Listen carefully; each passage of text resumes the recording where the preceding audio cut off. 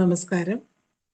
IFPHന്റെ 2110 പ്രതിദിന സൂം വെബിനാറിലേക്ക് എല്ലാവരെയും സ്വാഗതം ചെയ്തുകൊള്ളുന്നു. ഇന്ന് നമ്മുടെ ക്ലാസ് ആരംഭിക്കുന്നതിന് മുമ്പ് ഒരു നിമിഷം ഈശ്വര പ്രാർത്ഥന. നന്ദി. ഇന്ന് നമുക്ക് അതിഥിയായി എത്തുന്നത് ഡോക്ടർ ജെയിംസ് പോൾ സാറാണ്. റിട്ടയർഡ് ചീഫ് മെഡിക്കൽ ഓഫീസർ, സംസ്ഥാന ഹോമിയോപ്പതി വകുപ്പ്, കേരള.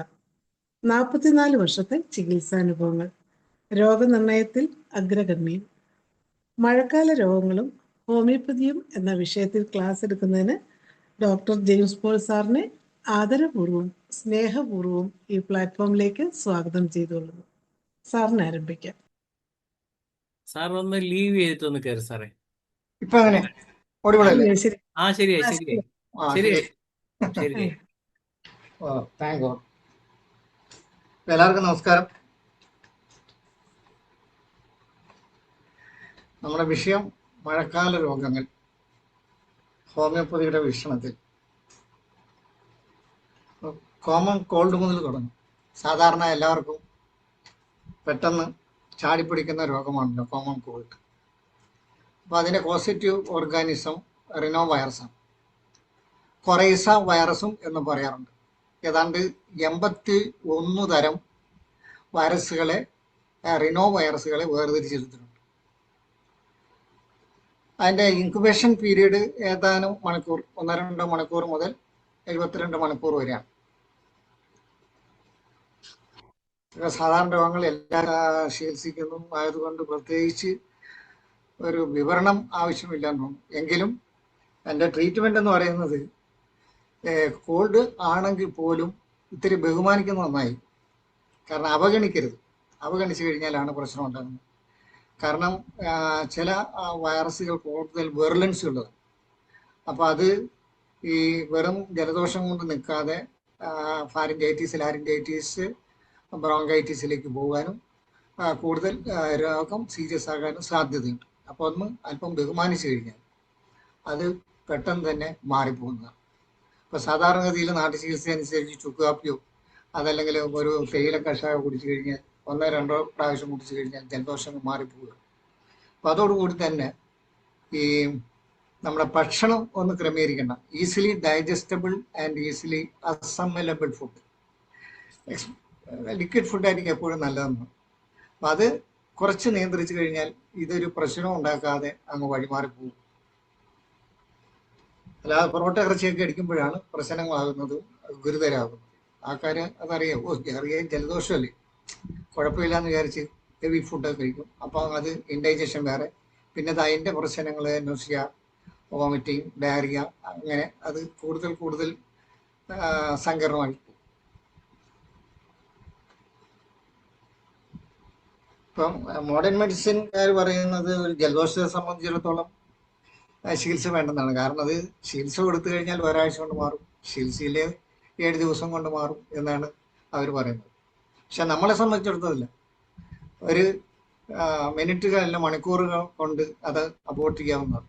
നമുക്ക് നേരെ പേഷ്യൻ്റ് നമ്മുടെ അടുത്ത് വരികയും അത് മറ്റൊന്നും പിന്നെ അനാവശ്യം ഉദ്ദേശിച്ചത് അനാസിനും പിന്നെ പാരസെറ്റമോളും ഒക്കെ എടുത്ത് വിഴുങ്ങാതെ നമ്മൾ നേരിട്ട് വരികയാണെങ്കിൽ 1-2 ഡോസ് മരുന്നുകൊണ്ട് തന്നെ അതങ്ങ് മാറിപ്പോകുന്നത്. പക്ഷെ പലരും ആദ്യം ഒരു ചെറിയ തലവേദന, ഇത് സോർ ത്രോട്ടൊക്കെ കണ്ടു കഴിഞ്ഞാൽ ഉടനെ പാരസെറ്റമോളിലേക്ക് പോകും.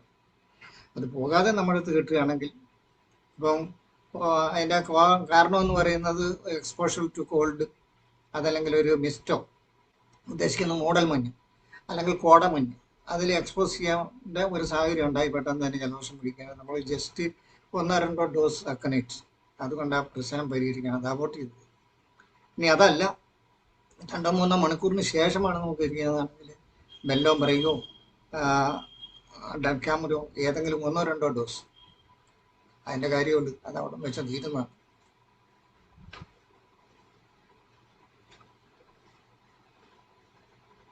അപ്പം ഹോമിയോപ്പതിക്കാർക്കാണ് ആ രംഗത്ത് കൂടുതൽ എന്തെങ്കിലും ഫലപ്രദമായി ചെയ്യാനുള്ളത്. കാരണം നമ്മുടെ മെഡിസിൻ അതാണ്, ഗൺ ഷോട്ട് പോലെ അത് ഏക്കും. ആ സമയത്ത് ഈ പാരസെറ്റമോളിൻ്റെ പുറകെയോ കഫ് സിറപ്പിൻ്റെ പുറകെ പോവുകയാണെങ്കിൽ അത് കൂടുതൽ പ്രശ്നം. ഈ പാരസെറ്റമോൾ കഴിച്ച് പനി മാറും, പിന്നെ ചുമ തുടങ്ങും. അങ്ങനെയാണ് കാണുന്നത്.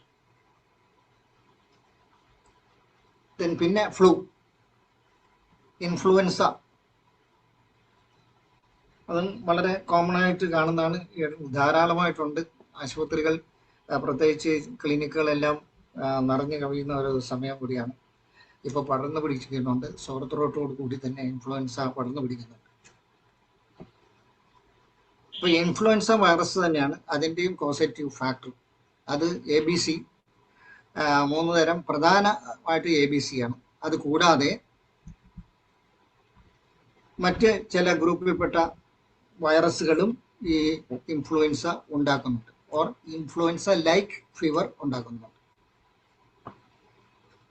ഈ ABCയിൽ A ആൻഡ് C താരതമ്യേന വലിയ പ്രശ്നങ്ങൾ ഉണ്ടാക്കാത്ത വൈറസുകളാണ്. B ആണ് പ്രശ്നം ഉണ്ടാക്കുന്നത്. B കുറച്ചുകൂടെ വെർലൻ്റ് ആയതുകൊണ്ട് ഈ തൊണ്ടയിൽ നിൽക്കാതെ ചിലപ്പോൾ താഴോട്ട് പോകാനും ഫാരിങ്സിലും ലാരിങ്സിലും ബ്രോങ്കെട്രി അല്ലെ ബ്രോങ്കസിലേക്ക് എത്താനും ബ്രോങ്കൈറ്റിസ് ഉണ്ടാക്കാനുള്ള സാധ്യത കൂടുതലാണ്. അപ്പം നമ്മൾ നേരത്തെ തന്നെ നമ്മളെ കിട്ടുകയാണ് ആ രീതിയിലുള്ള മെഡിസിൻ സ്റ്റാറ്റ്സ് മാർബി അനുസരിച്ചുള്ള മെഡിസിൻ കൊടുക്കുകയാണെങ്കിൽ അത് അബോർട്ട് ചെയ്യും.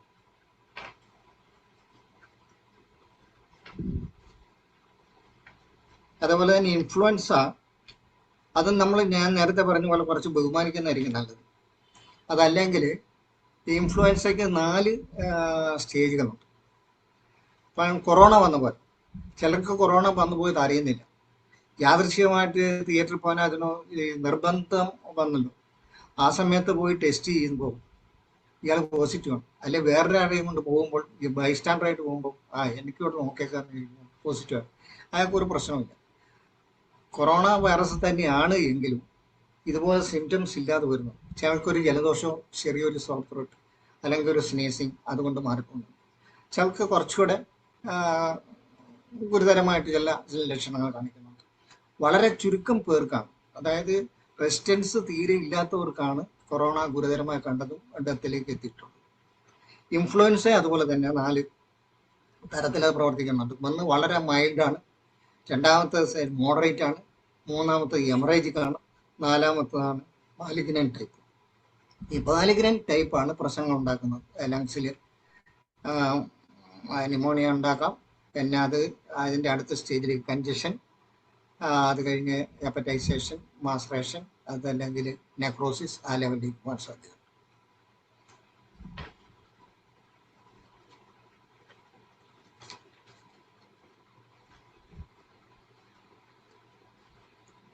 ന്യൂമോണിയയുടെ സിംറ്റം പ്രത്യേകിച്ച് ഇൻഫ്ലുവൻസയുടെ സിംറ്റം പ്രത്യേകിച്ച് പറയാനുള്ളത് ചിലപ്പോൾ ഒരു ക്ഷീണം പോലെ ആയിരിക്കും, ആലസ്യം അല്ലെങ്കിൽ ഫറ്റീഗ്.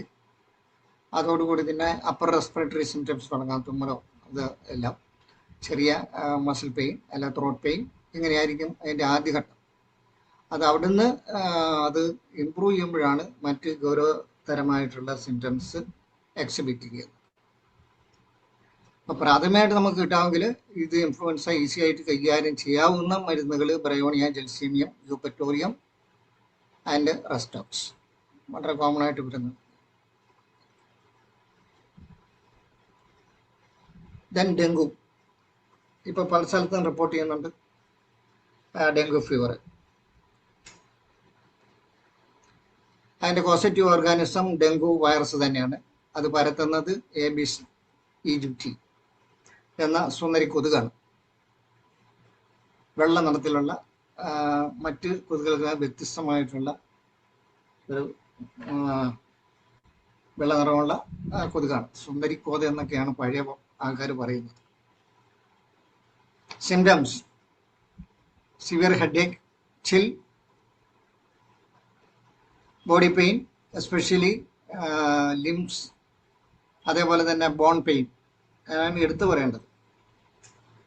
അക്യൂട്ട് സ്റ്റേജിലേക്ക് വരുമ്പോൾ സിവിയർ ആയിട്ടുള്ള ബോൺ പെയിൻ എടുത്തു കാണിക്കുന്നുണ്ട്. കാരണം അത് ബോൺ മാരോയും ഇൻഫ്ലെയിംഡ് ആകുന്നു, ഇൻഫെക്റ്റഡ് ആകുന്നു, തുടർന്ന് ഹൈലി ഇൻഫ്ലെയിംഡ് ആകുന്നു. അതുകൊണ്ടാണ് വളരെ സിവിയർ ആയിട്ട് ഈ ബോൺ പെയിൻ അനുഭവപ്പെടുന്നത്. അപ്പോൾ ഇതിൻ്റെ നേരത്തെ പറഞ്ഞ സിംറ്റംസ് കൂടാതെ നമുക്ക് വേർതിരിച്ചെടുക്കാവുന്ന ഒരു സൈൻ എന്ന് പറയുന്നത് റിഡക്ഷൻ ഓഫ് പ്ലേറ്റ്ലെറ്റ്സ് ആണ്. അപ്പോൾ പ്ലേറ്റ്ലെറ്റ്സ് എങ്ങനെ റെഡ്യൂസ് ആകുന്നു ആ പ്രോസസ്സൂടെ നമ്മൾ അറിഞ്ഞിരിക്കുന്നത് നല്ലതാണ്.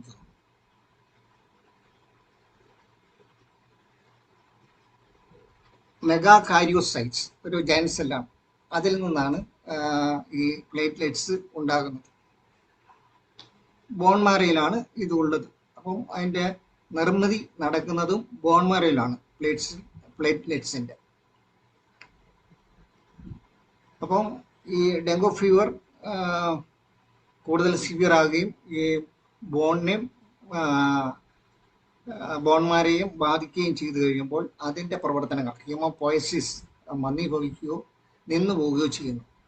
അതോടുകൂടിയാണ് പ്ലേറ്റ്ലെറ്റ്സിൻ്റെ നിർമ്മാണം നിലയ്ക്കുന്നതും അതിൻ്റെ കൗണ്ട് കുറയുന്നതും.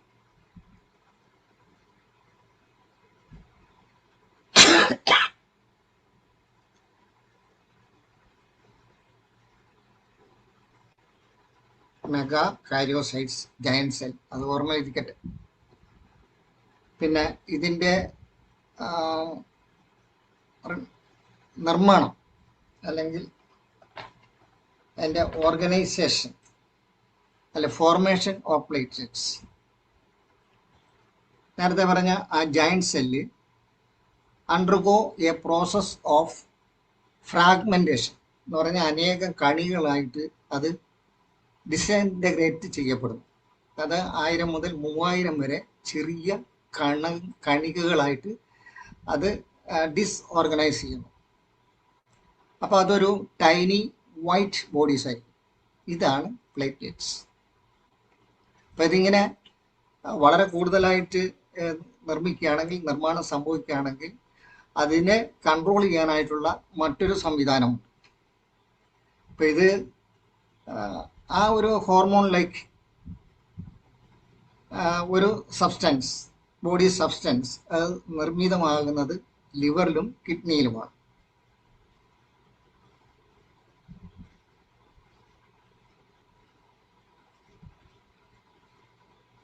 ത്രോംബോപോയറ്റിൻ എന്നാണ് എൻ്റെ പേര്. ത്രോംബോപോയറ്റിൻ, അതായത് അമിതമായ ഉൽപാദനം കൺട്രോൾ ചെയ്യാനായിട്ട് ഉള്ള ഒരു ഹോർമോൺ.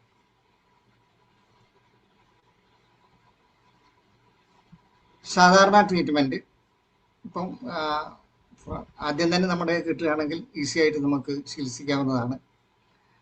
അത് സാധാരണഗതിയിൽ വരുന്നത് യൂപ്പറ്റോറിയം, റെസ്റ്റോക്സ്, ജെൽസീമിയം, ബ്രയോണിയ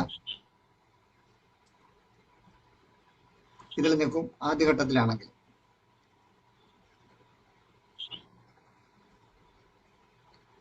ഈ പ്ലേറ്റ്ലെറ്റ് ക്രമാതീതമായി വർദ്ധിക്കുകയാണെങ്കിൽ അത് വലിയ പ്രശ്നമാണ്. അതാണ് നമ്മൾ പറയുന്ന ഒരു അസ്ഥിരോഗം. മറ്റൊന്നുമല്ല,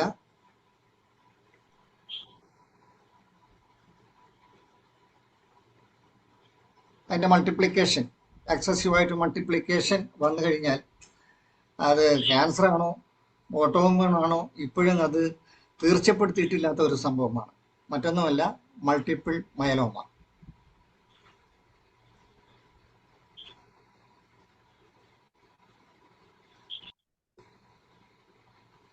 അപ്പം അതുകൊണ്ട് തന്നെയാണ് ഈ പ്ലേറ്റ്ലെറ്റിൻ്റെ കൂടുതലുള്ള ഉൽപാദനത്തിന് ഒരു കൺട്രോൾ വെച്ചിരിക്കുന്നത്.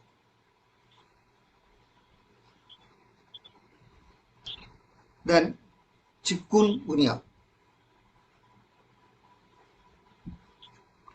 അത് വളരെ അങ്ങിങ്ങായിട്ട് ഒറ്റപ്പെട്ട സംഭവങ്ങളുണ്ട്, ഇപ്പോഴും പ്രിവലൻ്റ് ആണ്. അന്നത്തെ പോലെ ഒരു എപ്പിഡമിക്കായിട്ട് വ്യാപിച്ചിട്ടില്ല എന്നേ ഉള്ളൂ. എങ്കിലും അവിടെ ഇവിടെ സ്പൊറാഡിക്കായിട്ട് കാണുന്നുണ്ട്. അതും ഈ മഴക്കാലത്ത് വ്യാപനം കൂടുതലാണ്. അത് ഈ എലി മൂത്രത്തിൽ നിന്നും അതുപോലെ തന്നെ റോഡൻ്റ് ആയിട്ടുള്ള മൃഗങ്ങളുടെ മൂത്രത്തിൽ നിന്നുമൊക്കെയാണ് ഇത് പകരുന്നത്. പ്രത്യേകിച്ച് വെള്ളത്തിൽ കൂടി ഇങ്ങനെ വയട് നീന്തി നടക്കുന്നവർ, വെള്ളത്തിൽ കൂടി സഞ്ചരിക്കേണ്ടവർ, വെള്ളത്തിൽ പണിയെടുക്കേണ്ടവർ, ഇവർക്കെല്ലാം ഇതിൻ്റെ സാധ്യത വളരെ കൂടുതലാണ്. പ്രത്യേകിച്ച് ഈ എക്സ്പോസ്ഡ് ആയിട്ടുള്ള ഏരിയയിൽ മുറിവുകൾ ഉണ്ടെങ്കിൽ ഇതിൻ്റെ ഇൻവേഷൻ കൂടുതൽ ശക്തമായിരിക്കാം.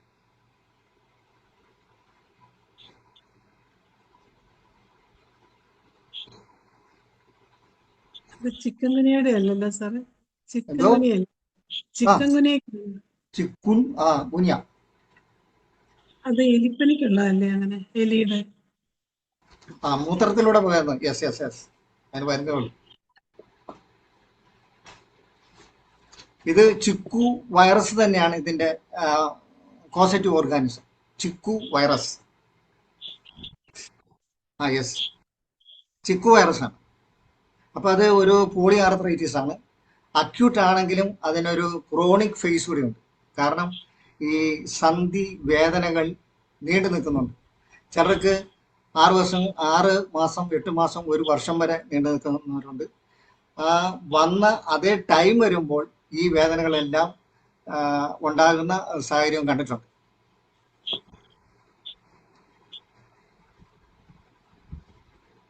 അത് കൊതുകിൽ കൂടെയാണല്ലോ അല്ലേ? യെസ് യെസ് യെസ് യെസ്, ഒരേ തരം കൊതുക് തന്നെയാണ്. Aedes aegypti. ഡെങ്കു പകർത്തുന്നത് അത് തന്നെ. ചിക്കു ഗുനിയ പകർത്തുന്നതും ഏഡീസ് ഈജിപ്റ്റിയാണ്. അപ്പൊ അതുകൊണ്ട് തന്നെ ആദ്യം അങ്ങനെ ഒരു വിശ്വാസം ഉണ്ടായിരുന്നു. ഈ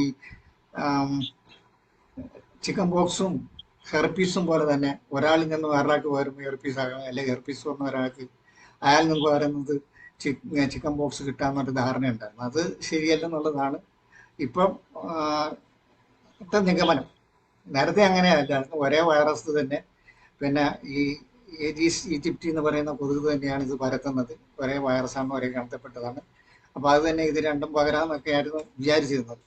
പക്ഷെ അത് ശരിയല്ല എന്നുള്ളതാണ് ഇപ്പോഴത്തെ നിഗമനം.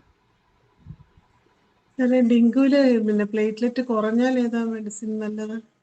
എന്തോ ഡെങ്കുവില് പ്ലേറ്റ്ലെറ്റ് കുറഞ്ഞാൽ ഏതാ മെഡിസിൻ നല്ലത്? ഡെങ്കുവില്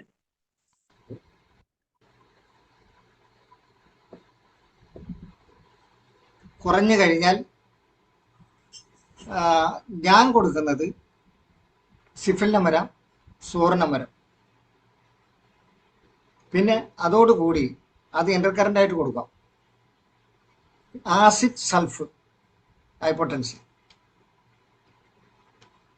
പിന്നെ നമുക്ക് ഈ ടിഷ്യൂ റെമഡി ഞാൻ ഒരു കോമ്പിനേഷനാണ് ഉപയോഗിക്കുന്നത്.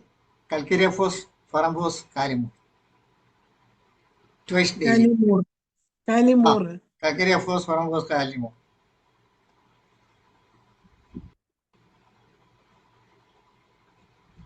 മറ്റേ ഇന്റർകറന്റ് ആയിട്ട് കൊടുക്കുക. ഏതാണ് സൂട്ടബിൾ? സോറിനുമാകാം, സിഫിലിനുമാകാം, ആസിഡ് സൾഫാകാം.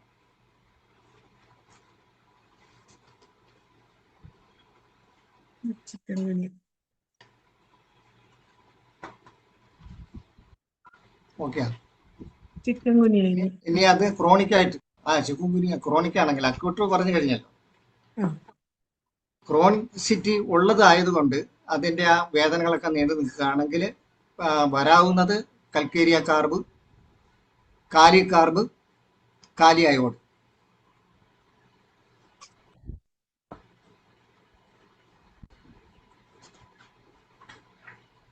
അതേപോലെ തന്നെ ഡയറിയയും ഉണ്ടാകുന്നുണ്ട്, വയറിളക്കം പല വിധത്തിലുള്ള. ചിലപ്പോൾ ഡയറ്റ് ആൻഡ് റെജിമെന്റിന്റെ ഫലമായിട്ടുണ്ടാകാം, അല്ലാതെ തന്നെ മൈക്രോബ്സിന്റെ പ്രവർത്തനം കൊണ്ടും ഉണ്ടാകാം. ഇതല്ലാതെ പിന്നെ ഓടുന്ന സാഹചര്യം നമ്മൾ വെള്ളത്തിൽ കൂടെ നീന്തി നടക്കുന്നു. പൊതുവെ തണുപ്പാണ്. വെള്ളത്തിൽ നിന്ന് ജോലി എടുക്കുന്നവരെ സംബന്ധിച്ചിടത്തോളം ഒരു ഫ്രീസ്ഡ് അവസ്ഥ ഉണ്ടാകും. അപ്പൊ അല്ലെങ്കിൽ സ്റ്റാഗ്നേഷൻ ഓഫ് ബ്ലഡ്. അപ്പൊ ഇത് കാപ്പിലറി റേസിനെ ബാധിക്കുകയും ഈ സർക്കുലേഷൻ റെഡ്യൂസ് ആകുകയും ചെയ്യും. അപ്പൊ അത് ഈ ബ്ലഡ് സ്റ്റാഗ്നേറ്റ് ചെയ്യാം, അതിൽ നിന്ന് എക്സുഡേഷൻ ഉണ്ടാകാം. ഈ എക്സുഡേഷൻ ഇൻഡസ്ട്രിയിലേക്ക് ഡ്രെയിൻ ചെയ്യപ്പെടുകയും അത് ഒരു പർജിങ് ആയിട്ട് മാറുകയും ചെയ്യും. അങ്ങനെ സംഭവിക്കുന്നു.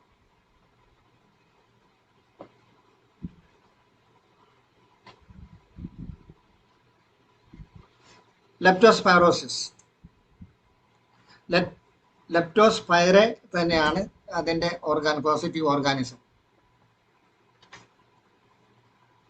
അതിന്റെ സിംറ്റംസ് ആദ്യം തുടങ്ങുന്നത് ശരീരവേദന, മാംസപേശികൾക്ക് വേദന ഒക്കെ ആയിരുന്നു തുടങ്ങുന്നത്. അപ്പോൾ പലപ്പോഴും ഈ മരണം ഉണ്ടായിട്ടുള്ളത് മുഴുവൻ ഈ പ്രൊലറ്റേറിയൻ ഗ്രൂപ്പ് അല്ലെങ്കിൽ വർക്കിംഗ് ക്ലാസ്സിൽ, അപ്പർ ക്ലാസ്സിൽ ഉള്ളവരാരും മരിച്ചതായിട്ട് കണ്ടിട്ടില്ല.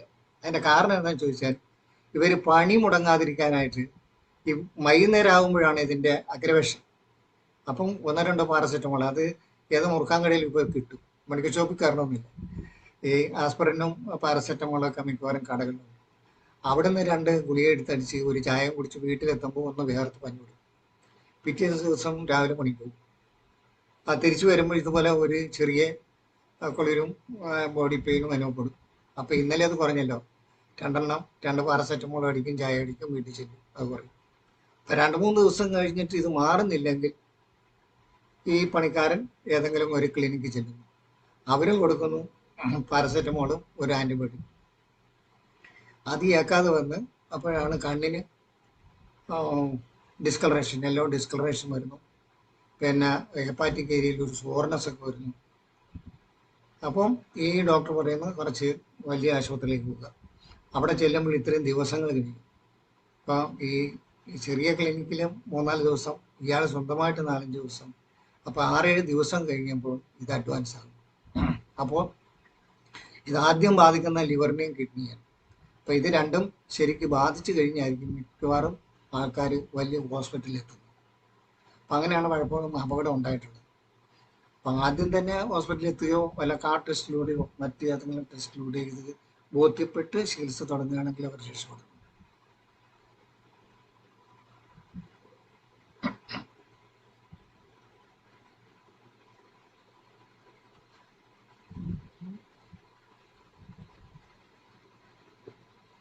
പറഞ്ഞു കഴിഞ്ഞാൽ നേരിട്ട് ബാധിക്കുന്നത് കിഡ്നിയെ, ലിവർ.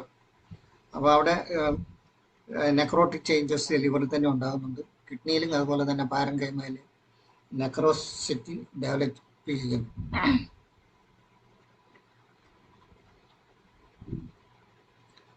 ഇൻക്യുബേഷൻ പീരീഡ് 5 മുതൽ 21 ദിവസം വരെയാണ്. അപ്പം അതുകൊണ്ട് തന്നെ ഇതിന് മറ്റൊരു പേരുണ്ട്, ജാപ്പനീസ് 7-day ഫീവർ എന്ന്. ഇപ്പം ഈ 5 ആണെങ്കിലും ചിലരെ സംബന്ധിച്ചിടത്തോളം 21 ദിവസം വരെ കാക്കാതെ 7 ദിവസം കൊണ്ട് ഈ ഇതിന്റെ സിംറ്റംസ് കാണിച്ചു തുടങ്ങും. അതുകൊണ്ടായിരിക്കും ജാപ്പനീസ് 7-day ഫീവർ എന്ന് ഒരു പേരുണ്ട്. അതുപോലെ തന്നെ സ്വാം ഫീവർ അങ്ങനെ ഒരു പേരുണ്ട്. സാധാരണ ഉപയോഗിക്കുന്നത് വെൽസ് ഡിസീസ് എന്നാണ്, WELL വെൽസ് ഡിസീസ്. പിന്നെ മറ്റൊരു പേരുള്ളത് സ്പൈറോകീറ്റൽ ജോണ്ടിസ്. ഇത്രയും പേരുകൾ പെടുന്ന ഒരു രോഗാവസ്ഥയാണ് ലെപ്റ്റോസ്പൈറോസിസ്. സിംറ്റം ആദ്യം തുടങ്ങുന്നത് നേരത്തെ പറഞ്ഞു കഴിഞ്ഞ് പാരസെറ്റമോളൊക്കെ ഉപയോഗിക്കാൻ പറ്റിയ സിംറ്റംസിലായിരിക്കും ആദ്യം തുടങ്ങുന്നത്. അത് കഴിഞ്ഞാണ് അത് വഷളാകുകയും ലിവറിനെയും കിഡ്നിയെയും ബാധിക്കുകയും ചെയ്യുന്നത്. അപ്പോൾ ഇത് നമുക്ക് നേരത്തെ മുൻകൂട്ടി പറയാൻ പറ്റുകയില്ല. സിംറ്റമറ്റോളജി അനുസരിച്ച് മാത്രമേ മെഡിസിൻ കൊടുക്കാവുള്ളൂ. കാരണം കേസ് വളരെയധികം കോംപ്ലിക്കേറ്റഡ് ആവും. കിഡ്നിയും ലിവറിനെയും ബാധിച്ചു കഴിയുമ്പോൾ ഒത്തിരി മെറ്റബോളിക് പ്രശ്നങ്ങൾ, ഡൈജസ്റ്റീവ് പ്രോബ്ലംസ്, പിന്നെ ബ്ലഡ് ഫിൽറ്റർ ചെയ്യുന്നതിൽ പ്രോബ്ലംസ്, അങ്ങനെ കുറേ പ്രോബ്ലംസ് ഉണ്ടാകുന്നുണ്ട്. അതിൻ്റെ സിംറ്റമറ്റോളജി അനുസരിച്ച് മാത്രമേ നമുക്കൊരു ചികിത്സ പറയാൻ പറ്റും. അത് മുൻകൂട്ടി പറയാൻ പറ്റുന്നില്ല. എനിക്ക് 1-2 കേസ് ആ കാലത്ത് കിട്ടിയത്, ഇതിനു മുമ്പ് ഫ്ലോർ പറഞ്ഞിട്ടുണ്ട് ഒരു കേസ്. അതിലൊന്ന് ഈ ഫ്ലോറിൽ മിക്കവാറും സന്നിഹിതനായിരിക്കുന്ന ഒരു ഡോക്ടറുടെ ബന്ധുവായിരുന്നു. അപ്പോൾ അദ്ദേഹം നാട്ടിൽ നിന്ന് കോട്ടയം മെഡിക്കൽ കോളേജിലെത്തി. ചികിത്സ തുടരുന്നുണ്ടെങ്കിലും ഈ ലിവർ ഫങ്ഷൻ ശരിയാകുന്നില്ല. SGPT ഏതാണ്ട് 1700 താഴ്ന്നില്ല. GOT 600+ ആണ്. ഇതിങ്ങനെ സ്റ്റേബിളായിട്ട് നിൽക്കുന്നു. അങ്ങനെ കുറേ ദിവസങ്ങൾ കഴിഞ്ഞ് ഡിസ്ചാർജ് ചെയ്ത് ആണ് എൻ്റെ അടുത്ത് വരുന്നത്. അപ്പോൾ ഇദ്ദേഹത്തിന് ഞാൻ കൊടുത്തത് മലേറിയ ഒഫീഷ്യനാലിസ് 30th തുടങ്ങുന്നത്. 30-200 അതോടുകൂടി ഇത് ലെവലിലേക്ക് എത്തുകയും ലിവർ ഫങ്ഷൻ ഏതാണ്ട് പുനരാരംഭിക്കുകയും ചെയ്തു കഴിഞ്ഞപ്പോൾ ഞാൻ സ്വിച്ച് ഓൺ ടു നെക്സോമിക്കലാണ് കംപ്ലീറ്റ്. ക്യൂർ കിട്ടുന്നത്. അതുപോലെ തന്നെ മറ്റൊരു ലേഡി, അവരെ ഡിസ്ചാർജ് ചെയ്തതാണ്, പ്രത്യേകിച്ച് മേജർ ഹോസ്പിറ്റലിലേക്ക് റെഫർ ചെയ്യായിരുന്നു. ഒരു ഗവൺമെൻറ് ഹോസ്പിറ്റൽ, 40 ബെഡോളമുള്ള ഗവൺമെൻറ് ഹോസ്പിറ്റലിൽ നിന്ന് റെഫർ ചെയ്യായിരുന്നു. പക്ഷേ ഇവർക്ക് സാമ്പത്തിക ശേഷി ഇല്ലെന്ന് വലിയ വലിയ ആശുപത്രിയിലൊന്നും പോകാൻ ബുദ്ധിമുട്ടില്ല. അങ്ങനെ മാത്രമല്ല, അടുത്ത ബന്ധുക്കളില്ല, പൈസ മുടക്കാനുള്ള ബന്ധുക്കളില്ലാത്ത ഒരവസ്ഥയിൽ അവർ കൊണ്ടുവന്നു. അങ്ങനെയാണ് എന്നെ വിളിക്കുന്നതും ഞാൻ പോയി കാണുന്നതും. ഏതായാലും അറ്റ കൈ എന്നുള്ള രീതിയിൽ ചികിത്സ ഏറ്റെടുത്തു. ആഴ്സാൽപ്പ് 30 തുടങ്ങുന്നത്. ഫ്രാക്ഷണൽ ഡോസ് ആണ് കൊടുത്തത് 2 ദിവസം. 3-ാം ദിവസം മുതൽ പ്ലസിംഗ് ഡോസിൽ കൊടുത്തു. ഏതായാലും 4-5 ദിവസം കഴിഞ്ഞപ്പോൾ അവർ മെച്ചപ്പെട്ടു തുടങ്ങി, കണ്ണു തുറന്നു. പ്രായമുള്ള സ്ത്രീയായിരുന്നു, അവരുടെ 70 വയസ്സുണ്ട്, പല്ലൊക്കെ പോയി, തൊണ്ണു കാട്ടി ഒന്ന് ചിരിച്ച്. അന്ന് മുതൽ അവർക്ക് ഇമ്പ്രൂവ്മെന്റ് കിട്ടിയത്. അവർക്ക് ലാസ്റ്റ് കൊടുത്ത നെക്സോമിക് അതിന്. മറ്റു കാര്യം ഞാൻ പറയാൻ ആഗ്രഹിക്കുന്നത്, ഇത് ഞാൻ പ്രിവെന്റീവ് ആയിട്ട് കൊടുക്കുന്നത് നെക്സോമിക് 30 2 നേരം.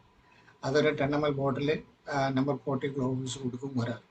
അത് തീരുന്ന 1 ലക്ഷമാണ്. കാരണം ഇതിന്റെ മിക്കവാറും എല്ലാ സിംറ്റവും കവർ ചെയ്യുന്നതാണ് നെക്സോമിക്ക. നമ്മുടെ കൊറോണ വൈറസിന് ആഡ്സാൽബം പോലെ കൊറോണ വൈറസിന്റെ റെസ്പിറേറ്ററി സിംറ്റം മുതൽ ഏറ്റവും ലാസ്റ്റ് കവാസാക്കി എന്ന് പറയുന്ന സ്കിൻ സിംറ്റം വരെ കവർ ചെയ്യുന്ന ഒരു മെഡിസിൻ ആയിരുന്നു ആഡ്സാൽബം. എന്ന് പറഞ്ഞ പോലെ തന്നെ ഇത് കാണിക്കുന്ന എല്ലാ സിംറ്റവും 100 കണക്കിന് സിംറ്റം കവർ ചെയ്യുന്നത് നെക്സോമിക്കാണ്. അതുകൊണ്ട് ഞാൻ നെക്സോമിക്കയാണ് പ്രിവെന്റ് ആയിട്ട് ലെപ്റ്റോസ്പൈറോസിസ് കൊടുക്കുന്നത്.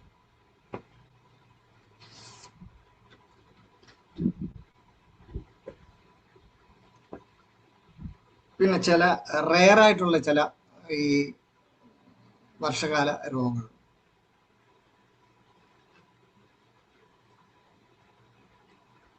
അതിൽ ഒന്ന് acute febrile sore throat. Acute febrile sore throat, febrile കറ്റാർ എന്നും മറ്റൊരു പേരുണ്ട്.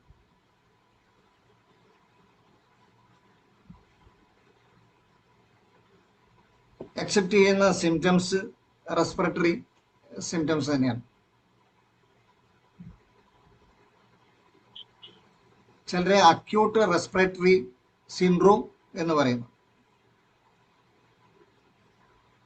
ഇത് പലപ്പോഴും എൻഡമിക് ആയിട്ടാണ് വരുന്നത്.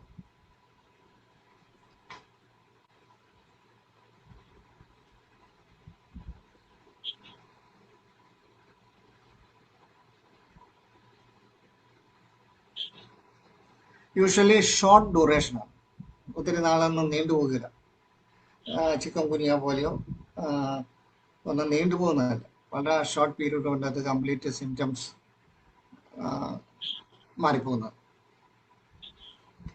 പക്ഷെ വരുന്നത് വളരെ അക്യൂട്ടായിരിക്കും. സോർ ത്രോട്ടൊക്കെ എന്ന് പറഞ്ഞാൽ വിഴുങ്ങുന്നതല്ല, ആ വിഴുങ്ങുന്ന ആക്ഷൻ പോലും കാണിക്കാൻ പറ്റാത്തത്ര അവസ്ഥയിലാണ് അത് വരുന്നത്.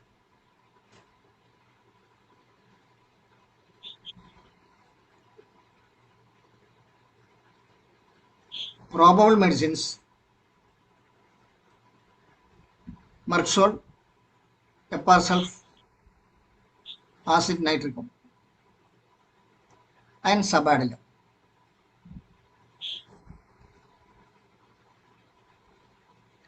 Then viral pneumonia.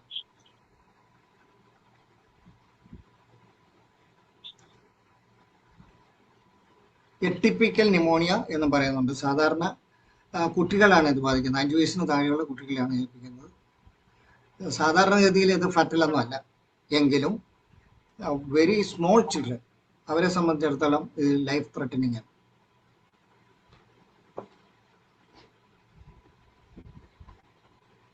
അതേപോലെ തന്നെ അക്യൂട്ട് ബ്രോങ്കൈറ്റിസ് ചിൽഡ്രൻ വരുന്നതാണ്, കുട്ടികൾക്ക് മാത്രം. എസ്പെഷ്യലി ഒരു 6-7 വയസ്സിന് താഴെയുള്ള കുട്ടികൾക്കാണ് ഇത് സാധാരണ കാണുന്നത്, അക്യൂട്ട് ബ്രോങ്കൈറ്റിസ്.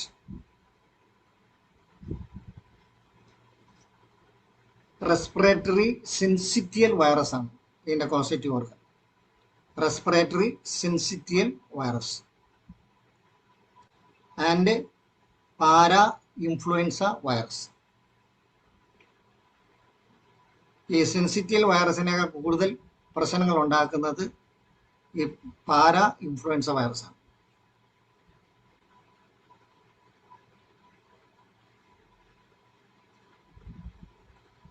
ലൈഫ് ത്രെട്ടനിങ് ആയിട്ടുള്ള കണ്ടീഷൻ ആണെങ്കിൽ പ്രോബോൾ മെഡിസിൻ,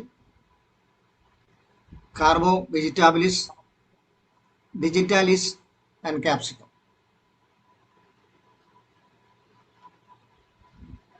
ലൈഫ് ത്രെട്ടനിങ് അവസ്ഥയിലേക്ക് പോകുന്ന ന്യൂമോണിയ ഒക്കെ പോകുന്ന എങ്ങനെയാണ് അറിയാമല്ലോ.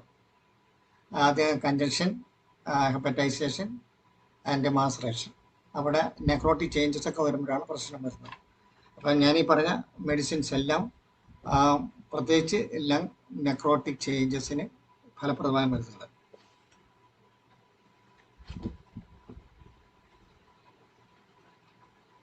ഇനി ഒരു ടേബിൾ പറയാമെന്ന് വിചാരിക്കുന്നു. ടേബിൾ മറ്റൊന്നുമല്ല,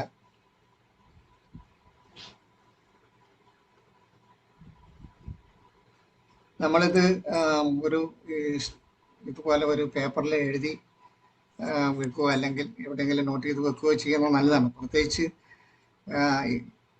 ഈ വർഷകാലത്ത് വരുന്ന ഇത് ഏതാണ്ട് വേർതിരിച്ചറിയാൻ, അതിൻ്റെ സിംറ്റം വെച്ച് വേർതിരിച്ചറിയാനും അതിൻ്റെ പോസിറ്റീവ് ഓർഗാനിസം ഏതാണെന്ന് നമുക്ക് കണ്ടെത്താനും പറ്റും എന്നാണ് ഞാൻ വിചാരിക്കുന്നത്. അതിന് നമ്പർ 1 ഇൻഫ്ലുവൻസ അല്ലെങ്കിൽ ഇൻഫ്ലുവൻസ മാതിരിയുള്ള ഫീവർ, അതേ സിംറ്റംസ് കാണിക്കുന്ന ഫീവർ. അതിൻ്റെ കോസറ്റീവ് ഓർഗാനിസ് ഇൻഫ്ലുവൻസ വൈറസ് ABC. അത് കൂടാതെ ഇതിന് നമ്പർ ഇട്ടിട്ടുണ്ട് 3, 4, 7, 14, 21.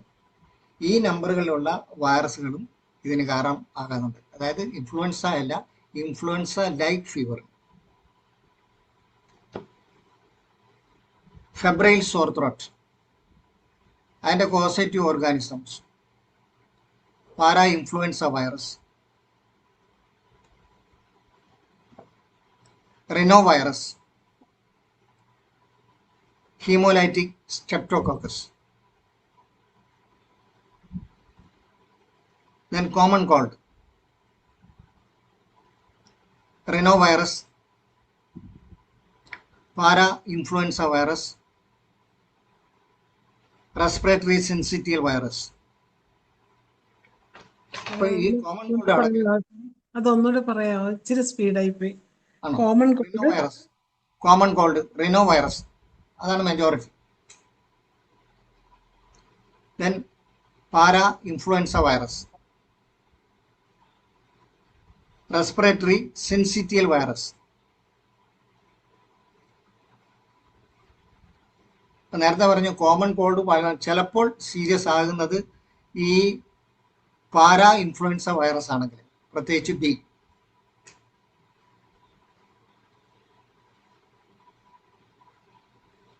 Then ക്രൂപ്പ്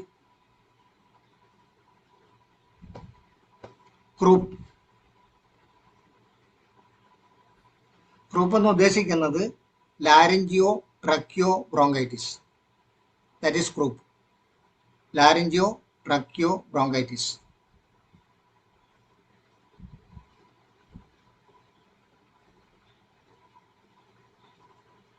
causative organism para influenza virus A and B.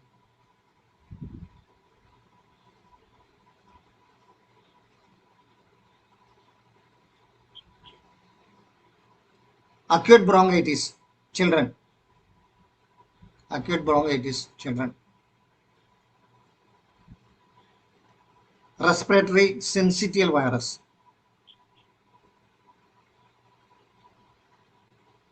Para-influenza virus. A and B.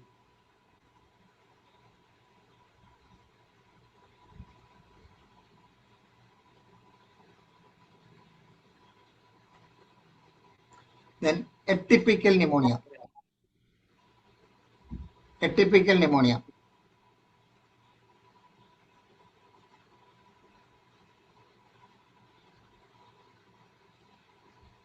Adenovirus.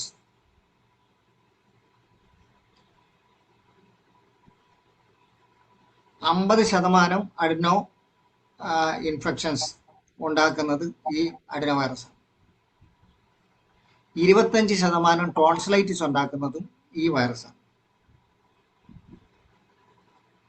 ബാക്കിയുള്ള 25% അതർ വൈറസും ആൻഡ് ഹിമോലൈറ്റിക് സ്ട്രെപ്റ്റോകോക്കസും.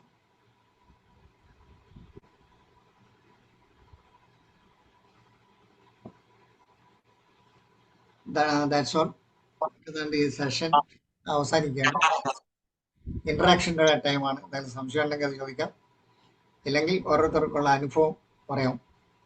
കാരണം ഇത് എല്ലാവർക്കും പ്രയോജനപ്പെടുന്നത്. സാർ പറഞ്ഞ ഇത്രയും ഇതിൽ കണ്ടീഷൻസിൽ എന്തെങ്കിലും സംശയം ഉണ്ടെങ്കിൽ ചോദിക്കാം. ഒന്ന് ഹാൻഡ് റൈസ് ചെയ്യണേ, അഡ്മിറ്റ് ചെയ്ത് തരാം. എന്തെങ്കിലും ആഡ് ചെയ്യണമെങ്കിൽ അതും ചെയ്യാം. യെസ്, അതാണ് ഉദ്ദേശിക്കുന്നത്. ആ,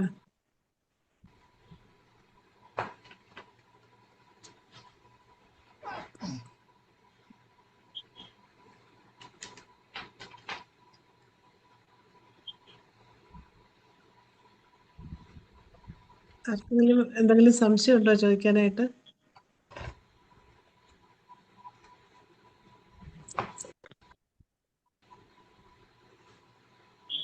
ഡോക്ടറെ ഒരു സംശയം ചോദിച്ചോട്ടെ. ആയിക്കോട്ടെ. ഡോക്ടർ പറഞ്ഞ മെഡിസിന്റെ കൂട്ടത്തില്ലേ വൈറൽ ന്യൂമോണിയയ്ക്കും അക്യൂട്ട് ബ്രോങ്കൈറ്റിസിനൊക്കെ കാർബോവിജ്, ഡിജിറ്റാലിസ്, പിന്നെ ഒരു മെഡിസിൻ കൂടെ പറഞ്ഞല്ലോ ഡോക്ടറെ, അതേതായിരുന്നു? 3 മെഡിസിൻ പറഞ്ഞായിട്ട് ഓർക്കുന്നു. Capsicum. Capsicum. Okay, thank you. Thank you. Sir low potency ആണോ? ഏത് പൊട്ടൻസി അക്യൂട്ട് കേസിൽ കൊടുക്കുന്നത് സാർ? ഒത്തിരി ലോയിലേക്ക് പോലെ ഒരു 30. 30. പ്രത്യേകിച്ച് കുട്ടികളാണ്. ഇപ്പോഴത്തെ പനിക്ക് ഭയങ്കരമായ ടെമ്പറേച്ചർ, അതെ. 2-3 ദിവസമായിട്ടും കുറയാത്ത ടെമ്പറേച്ചർ വരുന്നുണ്ട് സാർ. തൊണ്ടവേദനയും ശരീരവേദനയും പറയുന്നുണ്ട്. എന്തോ? തൊണ്ടവേദനയും ശരീരവേദനയും പറയുന്നുണ്ട്. പക്ഷെ ഭയങ്കര പനി. കഴിഞ്ഞ മാർച്ച് ഏപ്രിൽ മാസങ്ങളിൽ പടർന്നു പിടിച്ചിട്ടുണ്ടായിരുന്നു തൊണ്ടവേദന. ഒരാൾ ഒരു കുടുംബത്തിൽ നിന്ന് കഴിഞ്ഞാൽ എല്ലാവർക്കും പകർത്തിയിട്ടാണ് പോകുന്നത്. അവർക്കെല്ലാം പിന്നെ പെട്ടുപെട്ടെന്നാണ്. അങ്ങനെ ഒരു സംഭവം ഉണ്ടായിരുന്നു. പ്രത്യേകിച്ച് ഈ അരൂരും സമീപ ഗ്രാമങ്ങളും വളരെയധികം കേസുകളുണ്ട്.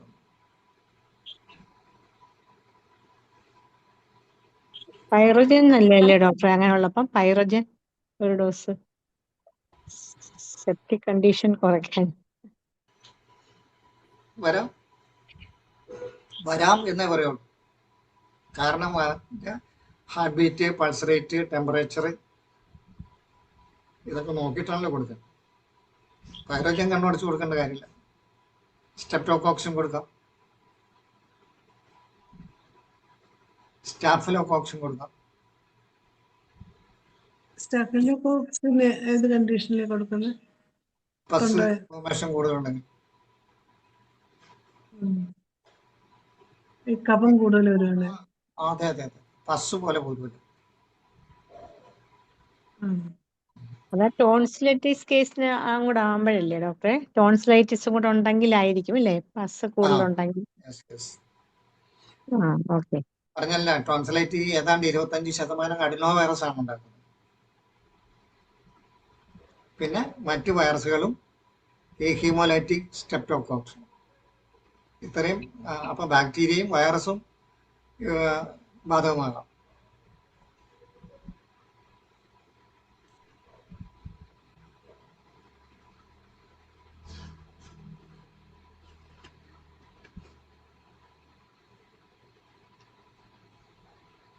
ഇനി എനിക്കൊരു സംശയം.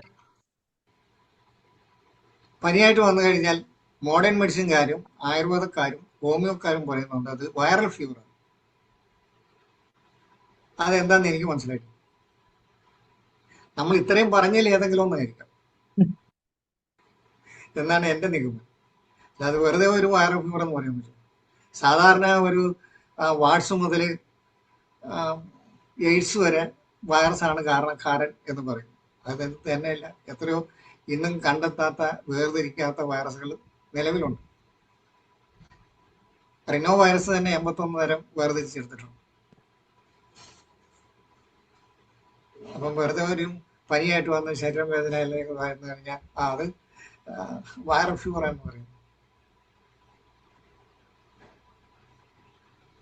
ഈ പണ്ടൊക്കെ നാട്ടിൻപുറത്ത് ഇങ്ങനെ കടലപ്പനി എന്ന് പറയുന്നത് ഹൈ ഫീവറും കുളിരും ഇങ്ങനെ ഈ സുനാമി വരുന്ന പോലെ പെട്ടെന്നൊരു തുള്ളൽപ്പനി കുറച്ചും കൂടി കിടക്കും. ആ ഒരു ദിവസം കൊണ്ട് മാറി. ചിലർ ഛർദ്ദിക്കും വയലിൽ, ആ ഛർദിയോട് കൂടി പനി മാറും. അങ്ങനെ കണ്ടിട്ടുണ്ട്. കടലപ്പനി എന്നാണ് നാട്ടിൻപുറത്ത് പറയുന്നത്.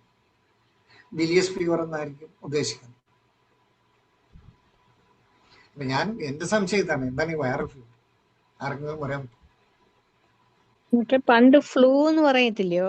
ഫ്ലൂ ആ, എന്ന് പറയുന്നത് സെയിം സിംറ്റം തന്നെ അല്ലാതെ പണ്ട് ബോഡി പെയിനും ചില്ലിനെസ്സും ഒക്കെ ആയിട്ട് വരുന്നത്. അത് ഏകദേശം നമ്മുടെ വൈറൽ എന്ന് ഫീവർ പറയുന്നത് കൂടെ ഇൻഫ്ലുവൻസയുടെ സിംറ്റം. ഷോർട്ടില്ല. അതെ, ഇൻഫ്ലുവൻസയുടെ ഇൻഫ്ലുവൻസ ഷോർട്ടില്ല. അല്ലെങ്കിൽ ഫ്ലൂ അത് തന്നെ, അതുപോലത്തെ സെയിം സിംറ്റം അല്ലേ നമുക്ക് വൈറൽ ഫീവറിന് കിട്ടാറ്. അതിന് പിന്നെ ഫ്ലൂ എന്ന് പറഞ്ഞപ്പോ കൊറോണയും ഒരുതരം ഇൻഫ്ലുവൻസ് അല്ല, അത് സാറേ എനിക്ക് തോന്നുന്നതേ അടച്ചങ്ങ് പറയുകയാണ്. ഏതെങ്കിലും ഒരു വൈറസ് ആയിരിക്കുമല്ലോ ഇപ്പോഴത്തെ പനിക്ക് അത് തന്നെ, കാരണം. അത് തന്നെയാണ് കാടടച്ചുള്ള വെടിവെപ്പ്. അത് ഞാൻ ആ, പറഞ്ഞു. അത് തന്നെ അടച്ചങ്ങ് പറയാം, ഇന്നതാണെന്ന് പറഞ്ഞാൽ അല്ലെങ്കിലോ. അതുകൊണ്ട് അങ്ങ് പറയുകയാണ്. അതെ അതെ, അതങ്ങേ ആർക്കും പ്രത്യേകിച്ച് ഒരു എക്സ്പീരിയൻസ് ഒന്നും പറയാനില്ല. സ്വന്തം എന്റെ മൊബൈൽ തീരുന്നേ, ഔട്ട് ആവുകയാണേ. എന്തോ അറിയാമോ നെറ്റ് ഡോക്ടർ എന്നെ വിളിച്ചു പറഞ്ഞു. കുഴപ്പമില്ല സാറേ, അത് ആ ആ ഇല്ല കുഴപ്പമില്ല. അറിയാമോ ഡോക്ടർ, ഫോണിൽ ഒരു പ്രശ്നം ഉണ്ടെന്ന് പറഞ്ഞത് എൻ്റെ കൂടെ നോക്കിക്കൊള്ളണേ. ഉം. അല്ല, എന്റെ ഒരു സംശയം സാറേ, ഇത് മഴക്കാല രോഗങ്ങൾ പൂർത്തിയായില്ല. ഇനിയും ചില അസുഖങ്ങളും കൂടെയൊക്കെ മഴക്കാലത്ത് കാണുന്ന സ്കിൻ കംപ്ലൈന്റുകളൊക്കെ ഉണ്ടല്ലോ. ഉണ്ടല്ലോ. ഉം. ഇന്നിപ്പോ സാറ് ഈ ഫീവറുകളെ കുറിച്ച് മാത്രമേ പറഞ്ഞുള്ളൂ അല്ലേ? അതെ അതെ. ഫീവർ ഏകദേശം ഒക്കെ ഫീവറുകൾ വന്നുകൊണ്ടിരിക്കുന്നു. പക്ഷെ ഇപ്പൊ അങ്ങനെ ഇവിടെ അങ്ങനെ ഈ എന്താണ് ഡെങ്കു അങ്ങനെ ഇതൊന്നും അങ്ങനെ റിപ്പോർട്ട് ചെയ്യുന്നില്ല. റിപ്പോർട്ട് ചെയ്യുന്നുണ്ടല്ലോ. ഡെങ്കു അങ്ങനെ റിപ്പോർട്ട് കേൾക്കുന്നില്ല. ചെയ്യുന്നുണ്ട്. ആ, വന്നാലും അതെ. ചിക്കുൻകുനിയാണ് ഇതുപോലെ വരാത്ത. അവിടെ ഇവിടെയൊക്കെ ചിക്കുൻകുനിയും പറയുന്നുണ്ട്. പിന്നെ ലേറ്റസ്റ്റ് ആയിട്ടുള്ളതാണല്ലോ മറ്റേ വെസ്റ്റ് നൈൽ ഫീവർ. അതൊരു ഇൻഫ്ലുവൻസ പോലെയാണ്. ഇൻഫ്ലുവൻസ ലൈക്ക് സിംറ്റംസ് ആണ്. അതിൽ ഏതാണ്ട് 80% പേർക്ക് വലിയ പ്രശ്നമൊന്നുമില്ല. ഈ കൊറോണ ചിലരെ ബാധിക്കാത്ത പോലെ തന്നെ ചിലരെ ബാധിക്കുന്നില്ല. ഉണ്ടെങ്കിൽ പോലും അതങ്ങ് മാറിപ്പോകുന്നു. 20% ഉള്ള ആൾക്കാർക്ക് കൂടുതൽ സിംറ്റംസ് കാണിക്കുന്നു. കൂടുതൽ സീരിയസ് സിംറ്റംസ് കാണിക്കുന്ന ഏതാണ്ട് 5-6%. പിന്നെ എനിക്ക് തോന്നുന്നു ഇപ്പൊ ഈ നിപ്പയൊക്കെ പറയുന്നുണ്ടേ. നിപ്പ ആ മറ്റേ ഇപ്പൊ അതാ ഒരു ഷീഗല്ല ആ, ഒരു ആൾക്കാരെ പേടിപ്പിച്ചോണ്ടിരിക്കുകയാണ്. ഷീഗല്ല പലയിടത്തും ഉണ്ടെന്നും പറഞ്ഞു. അപ്പൊ അങ്ങനെ അതുകൊണ്ടൊക്കെ എന്ത് ചെയ്യും, ഒരു ചെറിയ ചൂട് തോന്നിയാ ഉടനെ ഇത് ഷീഗല്ലയാണോ നിപ്പയാണോ എന്നൊക്കെ അറിയാൻ എല്ലാരും അങ്ങ് അലോപ്പതിയിലോട്ട് പോവുകയാണെന്ന് എനിക്ക് തോന്നുന്നു. കുറച്ചൊക്കെ ഏത് പനിയാണെന്ന് ഐഡന്റിഫൈ ചെയ്യുക അല്ലെങ്കിൽ അതിനെ ഡയഗ്നോസിസ് ചെയ്ത് ഉറപ്പുവരുത്തുക നമ്മളെ എന്നുള്ള. സംബന്ധിച്ചിടത്തോളം ഈ പിന്നെ ഇങ്ങനെ ഓർഗാനിസം നോക്കി പാത്തോളജി നോക്കിയല്ലോ നമ്മള് കണ്ണുവെക്കുന്നത് സിംറ്റംസ് ഇല്ല. അത് അതിന്റെ നമ്മള് മറ്റും ആ പക്ഷെ ജനങ്ങൾക്ക് വേണ്ടുന്ന അതല്ല. ഇങ്ങനെ അയ്യോ ഇനി ഒരു പക്ഷെ ജനങ്ങൾ നിപ്പയാണോ അന്നും പിന്നെ മരുന്ന് വാങ്ങാൻ വരുമായിരുന്നല്ലോ. കൊറോണ കത്തി നിൽക്കുന്ന സമയത്തും ഈ കൊറോണ ആയിട്ട് മരുന്ന് വാങ്ങാൻ വന്നിട്ടുണ്ട്. വന്നിട്ടുണ്ട്. പക്ഷെ ആൾക്കാരിങ്ങനെ പാനിക് ആക്കിക്കൊണ്ടിരിക്കുകയാണ്. ആ, അതെ അതെ. ആൾക്കാരല്ലല്ലോ, സർക്കാർ ലെവലിലല്ലേ. ആ, ഡോക്ടറെ, അതിനകത്ത് ചാറ്റ് ബോക്സിൽ ഒരു ക്വസ്റ്റ്യൻ കിടക്കുന്നു ഡോക്ടറെ. ചിക്കൻ ഗുനിയയുടെ മെഡിസിൻ അക്യൂട്ട് ആൻഡ് ക്രോണിക് ആരോ ചോദിച്ചു. നോക്കാം. ചിക്കൻ ഗുനിയ മെഡിസിൻസ് ഏതൊക്കെയാണ്, അക്യൂട്ട് ആൻഡ് ക്രോണിക് മെഡിസിൻസ് ഏതൊക്കെയാണെന്ന് ഒന്നുകൂടെ പറയാൻ വേണ്ടി.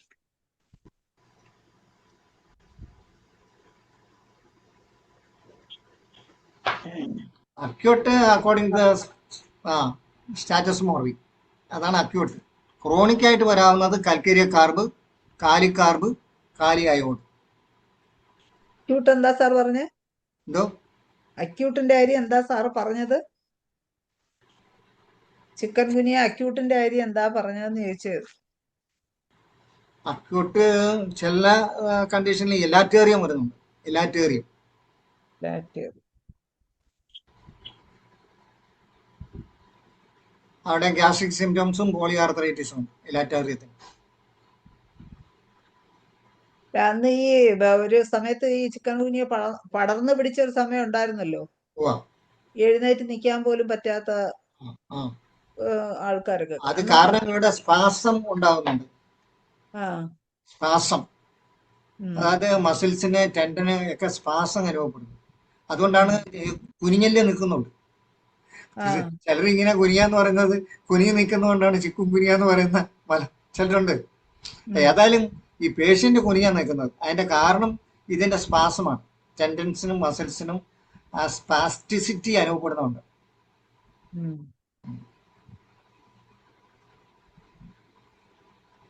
പതകാൻ നാട്രമോറിനൊക്കെ നല്ല ആക്ഷൻ ഉണ്ടാവും.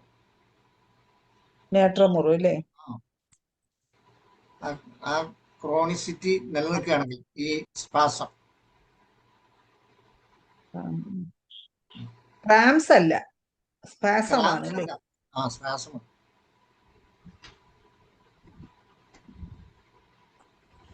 പിന്നെ ഇനി ആർക്കെങ്കിലും എന്തെങ്കിലും സംശയങ്ങൾ ഉണ്ടെങ്കിൽ ചോദിക്കണേ.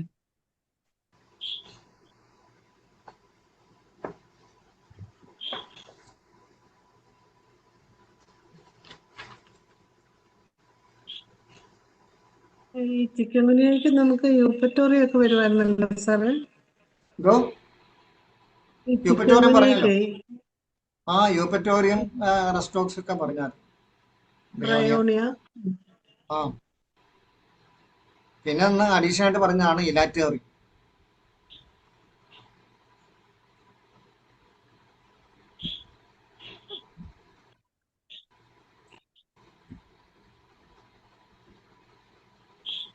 റോഡോഡെൻഡ്രോൺ വരാം.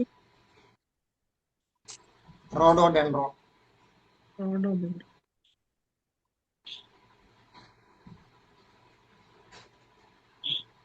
ക്രോണിക് കണ്ടീഷൻ ഏതായിരുന്നു? കാൽക്കേരിയ കാർബ്, കാൽക്കേരിയ അയഡൈഡ്, കാലി കാലിയയുടെ കാലി കാർബ്, കാലി അയോഡൈഡ്.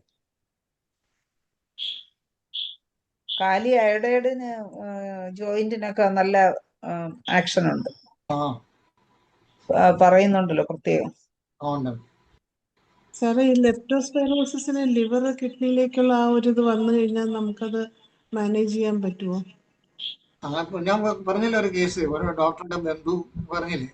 സാറ് 2 കേസ് പറഞ്ഞു. SGPT 1700 SGOT 600+ ആയിരുന്നു കണ്ടീഷൻ. പക്ഷെ അത് രണ്ടും ലിവർ പ്രശ്നമായിരുന്നു. കിഡ്നി ആണെങ്കിലോ? ഞാൻ ഒരു ലേഡിയുടെ കാര്യം പറഞ്ഞില്ല, അവർക്ക് പിന്നെ കിഡ്നി ആയിരുന്നു ഏറ്റവും കൂടുതൽ അഫക്ട് ചെയ്തത്. കാലിൽ 2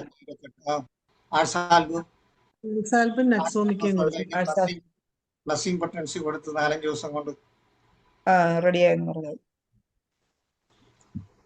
ഈ അതിന് കണ്ണ് ചുവപ്പ് വരുമല്ലോ അല്ലേ സാറേ? ഈ എലിപ്പനിയില് അതിന്റെ അടുത്ത് കേസ് വന്നിട്ടുണ്ട്. അതിലിങ്ങനെ അടിവയറ്റില് വേദന, പിന്നെ കാല് കഴിക്കും, തുടയ്ക്കും ഭയങ്കര കഴപ്പ്. അതെല്ലാം നക്സോമിക്ക കവർ ചെയ്യും. ഞാൻ നക്സോമിക്ക കൊടുത്തിട്ടുണ്ടൊരു കേസ്, പിന്നെ അവസാനം റെഫർ ചെയ്തങ്ങ്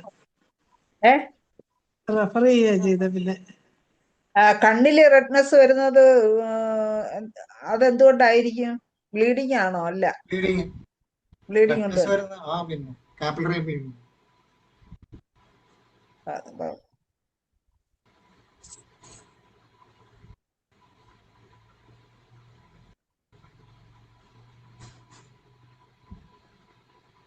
അതുപോലെ കഴിഞ്ഞ ദിവസം എനിക്കൊരു പനി വന്ന സാറ് 2-3 ദിവസമായിട്ടും കുറഞ്ഞില്ലായിരുന്നു.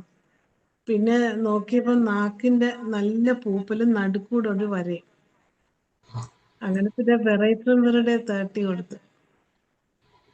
അപ്പോൾ ഒരു ചെറിയൊരു ചുമയും വരുന്നുണ്ടായിരുന്നു, പനി ഇങ്ങനെ മാറുന്നില്ല. പക്ഷെ 2-ാം ദിവസം കംപ്ലീറ്റ് മാറി.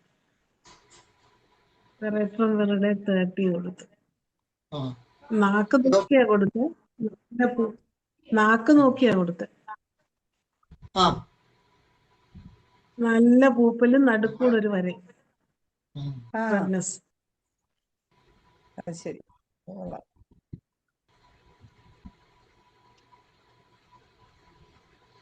ചില പേര് അങ്ങനെ നാവ് നോക്കിയാൽ ഒത്തിരി മെഡിസിൻസ് പ്രിസ്ക്രൈബ് ചെയ്യുന്നുണ്ട്. ടിപ്പ് ഓഫ് ദ ഒരു റെഡ്നെസ് ഇൻ ദ ടിപ്പ്, അതേപോലെ തന്നെ teeth impression on the tongue, അതനുസരിച്ച് മെഡിസിൻ കൊടുക്കും.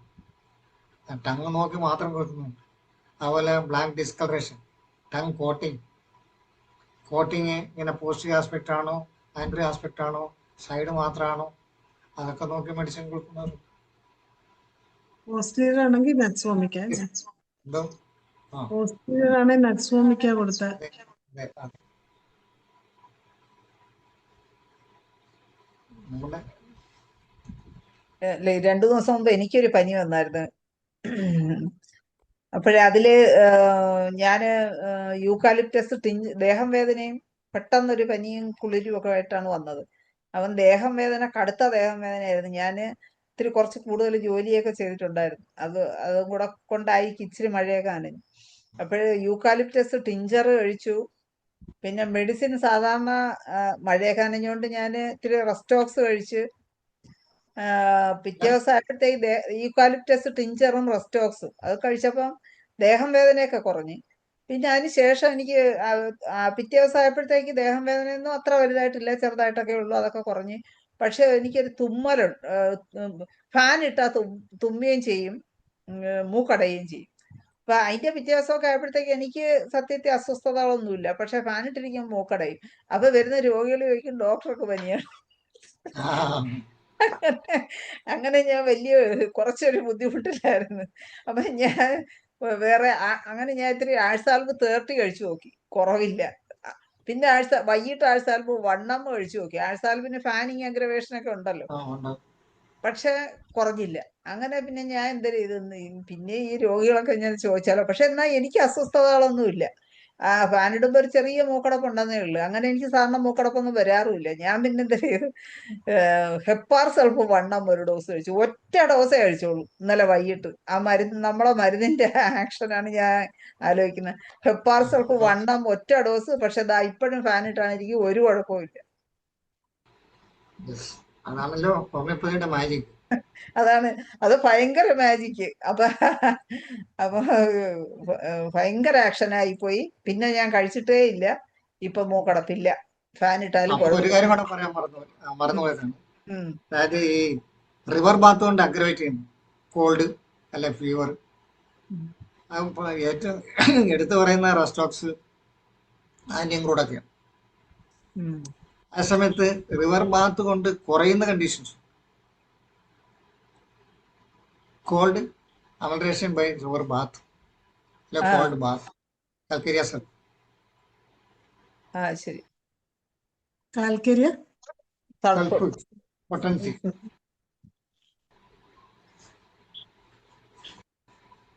അഗ്രവേഷൻ ഏതൊക്കെയായിരുന്നു സാറേ? റെസ്റ്റോക്സ്, അത് പൊതുവെ ബാത്തും അമിലോറേഷൻ ആണെന്ന് തോന്നുന്നു അല്ലേ? അത് റെസ്റ്റോസും ആന്റിക്രൂഡും പറഞ്ഞില്ലേ സാറ്? പറഞ്ഞല്ലോ. അപ്പൊ അതാണ് ഞാൻ പറയുന്നത്, സോമൻ കോൾഡിനെ ഒന്ന് ബഹുമാനിക്കണമെന്ന് പറഞ്ഞു. ബഹുമാനിച്ചാൽ പെട്ടെന്ന് പോകും. അല്ല, അതല്ല ഞാൻ ഇപ്പൊ അതിൽ നിന്ന് പഠിച്ചത്, നമ്മൾ കറക്റ്റ് ആയിട്ടുള്ള മരുന്നാണെങ്കിൽ ഒറ്റ ഡോസ് ആയാലും മതി.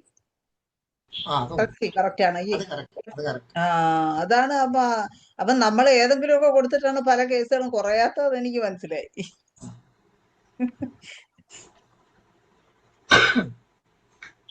ഐസക് നൂർനാൽ കൺസൾട്ടിംഗ് ഫീ $300. എന്നിട്ട് ആൾക്കാർ ക്യൂ നിൽക്കുകയാണ്. കാരണം ഇതാണ്, അയാൾ പ്രിസ്ക്രൈബ് ചെയ്ത് പ്രിസ്ക്രിപ്ഷൻ കൊടുക്കുന്നത് മാത്രമേ ഉള്ളൂ. ഇന്റർനാഷണൽ ആണ്. അപ്പം ഓൺലൈനിലായിട്ടാണ് ഒരു പ്രിസ്ക്രിപ്ഷൻ കൊണ്ട് കൊടുക്കുമ്പോൾ അതിനാണ് $300 മേടിക്കുന്നത്.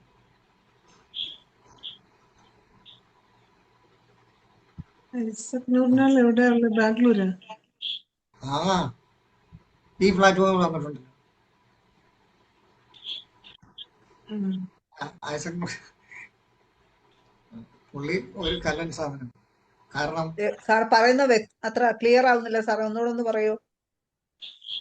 ഐസക് എന്ന് പറഞ്ഞാൽ ആ കൺസൾട്ടിങ് ഫീ $300. 300 അത് ആ അവിടെ ചെല്ലാൻ കൊടുക്കുന്ന ഈ പറഞ്ഞ പോലെ ഒരു പൊടിയായിരിക്കും അത് ശരി. ക്ലാസ്. ബാക്കി ഓൺലൈനിൽ പ്രിസ്ക്രിപ്ഷൻ കൊടുക്കുക.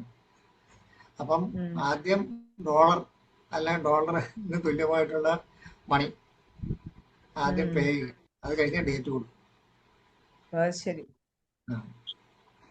വീഡിയോ കോൺഫറൻസ് കൺസൾട്ടേഷൻ അങ്ങനെയാണ്. അപ്പൊ ഇയാൾ ചെറുപ്പം മുതൽ എനിക്കറിയാവുന്നതാണ്. ഞങ്ങൾ കണ്ണൂർ വർക്ക് ചെയ്യുമ്പോൾ പിന്നെ ആദ്യം തുടങ്ങുന്ന കണ്ണൂരാണ് റെസ്പോൺസ് എന്ന് പറഞ്ഞാൽ. അപ്പോൾ അവിടെ കങ്ങഴ രവി എന്ന് പറഞ്ഞ് അദ്ദേഹമായിരുന്നു DMO അല്ല CMO. അന്ന് DMO ഒന്നും ആയിട്ടില്ല. CMOമാരാണ് പവർഫുൾ. അവർ ബില്ലൊക്കെ ഇതൊക്കെ പാസ്സാക്കുന്നതെല്ലാം CMOമാരാണ്. 5-6 ജില്ലയിൽ കയറി CMO ഒക്കെ. അപ്പം അങ്ങേര് ഈ കങ്ങണ രവി ഞാന് ഇങ്ങനെ ഈ ലേറ്റസ്റ്റ് എന്നും പറഞ്ഞ ഒരു ഈവനിങ് പേപ്പർ ഉണ്ട്, അതിനകത്ത് വലിയ പരസ്യം കൊടുത്തിരുന്നു, സർവ്വരോഗത്തിനും മരുന്നെന്നും പറഞ്ഞു. അപ്പം ഞങ്ങള് ഈ മന്ത്ലി മീറ്റിംഗ് ഉണ്ട്, അമ്മായി HMA അതിന് മീറ്റിംഗ് കൊടുക്കുമ്പോൾ നമുക്ക് ഇങ്ങനെ ഒരുത്തനുണ്ടല്ലോ അവനെ പോയിട്ട് കാണാൻ. അങ്ങനെ ഇങ്ങനെ കൂടെ ഞങ്ങൾ പോയി കഴിഞ്ഞു. അവിടെ വരാന്തേ കുത്തിയിരിപ്പുണ്ടൊരു.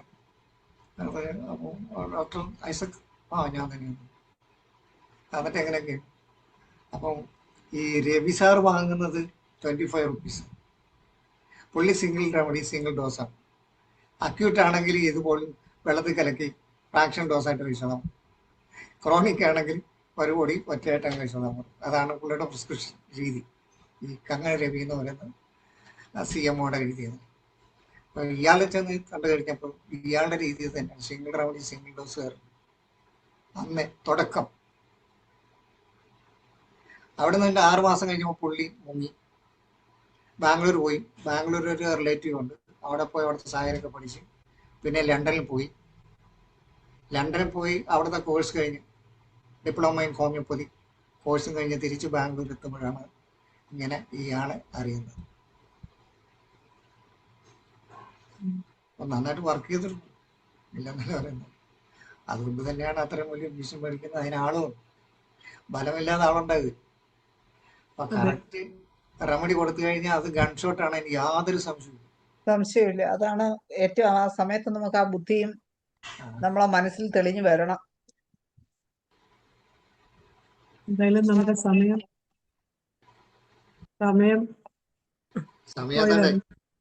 പോയതറിയില്ല. ചർച്ചയും കൂടെ വന്നപ്പോഴത്തേക്ക് സമയം എളുപ്പമാവും പോയി അല്ലേ? അത് ഒരു സജീവ ചർച്ച സദസ്സിൽ നിന്ന് വന്നില്ല, അതുകൊണ്ട് വന്നെങ്കിൽ അത് കൂടുതൽ പ്രയോജനമാകും. ചിലർക്ക് പറയാൻ ബുദ്ധിമുട്ട്. ചിലരൊക്കെ സംശയങ്ങളൊക്കെ കാണും, പക്ഷെ അങ്ങോട്ട് വീഡിയോ ഓൺ ചെയ്ത് വന്ന് ചോദിക്കാനുള്ള ഒരു വിഷമോ അങ്ങനെ. പക്ഷെ അത് ഒന്നില്ലെങ്കിലും ചാറ്റ് ബോക്സിലെങ്കിലും ഇട്ടാൽ അപ്പൊ മതി. എല്ലാവരോടും പറയാനുള്ളത് ഒന്നും വീഡിയോ ഒക്കെ ഓണാക്കി. സരിത്ത് ഡോക്ടർ വീഡിയോ ഓണാക്കിയിട്ടുണ്ട്. എന്തെങ്കിലും ചോദിക്കാനുണ്ടോ? സമയം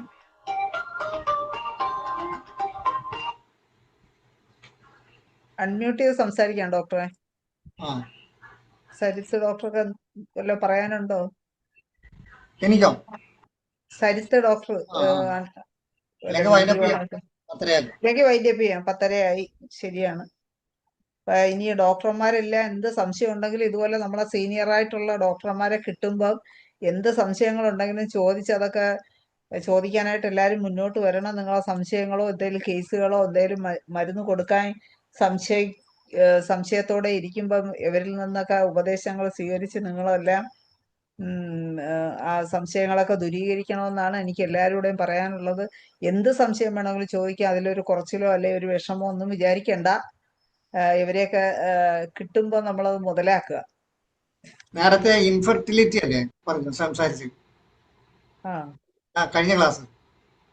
അല്ല, അലോപേഷ്യ ആയിരുന്നു. എന്തോ അലോപേഷ്യ? അലോപേഷ്യയുടെ ക്ലാസ്. അതിന്റെ അകത്ത് ഇൻഫെർട്ടിലിറ്റി ആരും ആവശ്യപ്പെട്ടതാ. ശരി. ഇൻഫെർട്ടിലിറ്റി എന്ന് പറയുന്ന മഹാത്ഭുതമാണ്.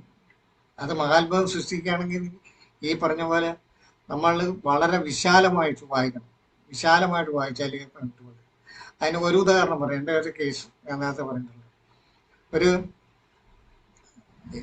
കിഡ്നി സ്റ്റോൺ ആയിട്ടാണ് ഒരാൾ വരുന്നത്. അപ്പോൾ ആ മനുഷ്യൻ എൻ്റെ അടുത്ത് ഇരിപ്പുണ്ട്. ലേഡി ഒരു 7 വയസ്സുള്ള കൊച്ചിനെ മടി വെച്ചിട്ടുണ്ട്. ഇയാൾക്ക് വേണ്ടി സംസാരിക്കുന്ന മുഴുവൻ ഇവരാണ്. ഇങ്ങനെ കൊണ്ട് വായ തുറക്കാൻ സമ്മതിക്കുന്നില്ല. അപ്പൊ തന്നെ മനസ്സിലായി ഇയാളൊരു ഹെൻപക്കിഡാണ്. അപ്പം മരുന്ന് ഞാൻ കുറിച്ചിട്ടു. യൂപ്പറ്റോറിയം, പെർപൂറിയം, അതാണ് ടിഞ്ചർ കൊടുത്തിട്ട്. അവർ പറഞ്ഞൊന്നും പിന്നെ ഞാൻ കേട്ടില്ല. ഇത് ഞാൻ എഴുതിയിട്ട് അതാണ് കൊടുത്തു വിട്ടു. ടിഞ്ചർ കൊടുത്തു വിട്ടു. പിന്നെ കല്ലൊക്കെ പോയി. അത് കഴിഞ്ഞ് വന്ന് ഞാൻ ഇത് തന്നെ പൊട്ടൻസ് കൊടുത്ത് 200 ആണ് കൊടുത്തു വിട്ടു. പിന്നെ 3-4 മാസം കഴിയുമ്പോഴാണ് ഒരു കവറ്, ഒരു കേക്ക് കിട്ടുമെന്ന് പറഞ്ഞ് ഞാനിപ്പോൾ പ്രഗ്നൻ്റ് ആണ് ഡോക്ടർ. അപ്പൊ അന്ന് കയ്യിരുന്ന കൊച്ച് അനിയത്തിയുടെ കൊച്ചാണ്. അപ്പൊ നമ്മുടെ മരുന്നിന്റെ ആക്ഷൻ അതാണ് ഞാൻ പറയുന്നത്. നമ്മൾ കിഡ്നി സ്റ്റോൺ നോക്കിയാണ് കൊടുത്തത്. പക്ഷെ ഇതിനൊരു വളരെ വിപുലമായ, അപ്പൊ അയാളുടെ കണക്കിലെടുത്തത് ഇയാൾ ഒരു ഹെൻപെക്ട്. അതാണ് അവിടെ ഈ മരുന്ന് കത്തിയത്. ആദ്യം മുതലേ ഇയാൾ ഇച്ചിരി പൗരുഷമൊക്കെ കാണിച്ചു തുടങ്ങി സാറേ. മനസ്സിലായി? പറയാൻ ഉദ്ദേശിച്ചത് അത് തന്നെയാണ്.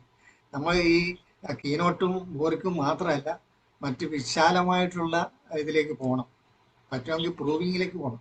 അപ്പോഴേ ആ ഡ്രഗിന്റെ ആത്മാവ് നമുക്ക് കിട്ടുള്ളൂ. ഇത് ബോറിക്കലൊന്നും നോക്കിക്കഴിഞ്ഞാൽ ഹെൻപെക്ഡ് എന്നുള്ള വാക്കൊന്നും കിട്ടുക. അതേ പറഞ്ഞു. ഏതാ യൂപ്പറ്റോറിയം പെർഫോളിയേറ്റ് അല്ലല്ലോ? അല്ലല്ല, പെർപൂറിയം. പെർപ്യൂറിയം. ആ അതിലും ഭർത്താവിന് മരുന്ന് കൊടുത്തു, പ്രഗ്നന്റുമായി. അയാൾ ഇത്തിരി പൗരുഷമൊക്കെ കാണിച്ചു തുടങ്ങിയത്. അതെ അതെ.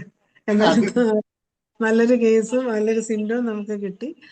ഷീല ഡോക്ടർ നന്ദി പറയുന്നതിന് ക്ഷണിക്കുകയാണ്. ഷീല ഡോക്ടർ, ഷീല ഡോക്ടറില്ലേ? കാണുന്നില്ലല്ലോ. പോയോ? അങ്ങനെയാണെങ്കിൽ ഷൈല ഡോക്ടർ നന്ദി പറയാം. 5 മിനിറ്റ് കൂടെ ആയി. അതാണ് അധികമായി.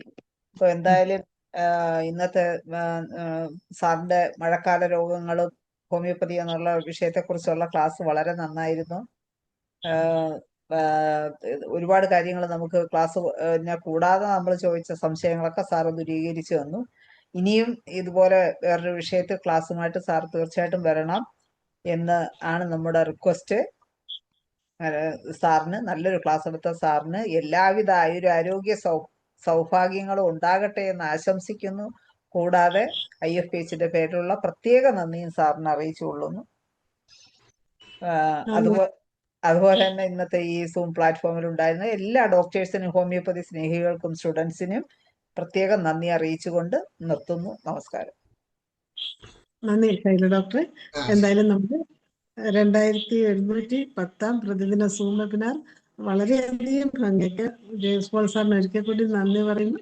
അങ്ങനെ നമ്മുടെ ഇന്നത്തെ സൂം വെബിനാർ ഇവിടെ അവസാനിക്കുകയാണ്. എല്ലാവർക്കും ശുഭരാത്രി.